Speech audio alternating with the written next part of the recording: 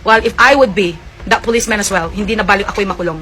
Ayaw ko lang na mapahiya at mawalan ng dignidad yung trabaho ko bilang police na nagme-maintain ng peace and order. So pamamagitan ng ginawa niya, kung yun na lang ang way para mapatahimik to Maglola, then he did his thing.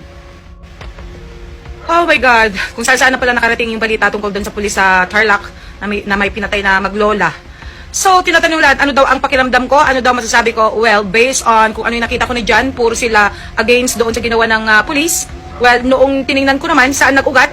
Well, at talagang tiningnan ko talaga kung ano yung pangyayari, mga ganon, talagang mga pasaway nga naman kasi yung Maglola, okay? Lalong-lalo na nung lumapit yung anak at sinabi na, my father is a policeman. So, meaning to say, mas alam nung bata na dapat igalang ang pulis, okay?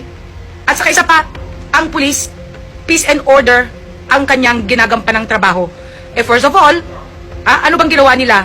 Okay? Yung pagpaputok na ano sa ibang mga tao, of course, kahit ako, kung sakali may nagpaputok at ako ay naabala, hindi man ako pulis, but I have to go to the policeman. At kung hindi naman na-actionan yung aking complaint, at dahil wala palang pakialam itong mga ikino-complain sa pulis, walang paggalang, of course, that would be a big question on my part.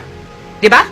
So, katulad nito, yung anak ang nag-react na mismo. Nakikita ko nagbi-video siya, hanggang sa nakita na niya na talagang wala na talagang paggalang sa pulis yung Maglola, hanggang sa hindi na nakapagtimpi yung bata, lumapit, my father is a policeman, let it go.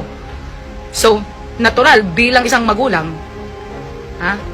pinalaki mo yung bata na yan, with respect, iginagalang ka bilang policeman. Anong gagawin ko? Hayaan ko na lang ba na babastusin yung trabaho ko? Babastusin yung ginagampanan kong katungkulan bilang pulis? At hahayaan ko na lang na i-manipulate ako itong mga maglolang ito na wala silang pakialam? Well, if I would be that policeman as well, hindi na balik ako'y makulong. Ayaw ko lang na mapahiya at mawalan ng dignidad yung trabaho ko bilang pulis na nagme-maintain ng peace and order. So pamamagitan ng ginawa niya, kung yun na lang ang way para mapatahimik to Maglola, then he did his thing. That's what I think. Diba? Ano ang dapat niyang gawin?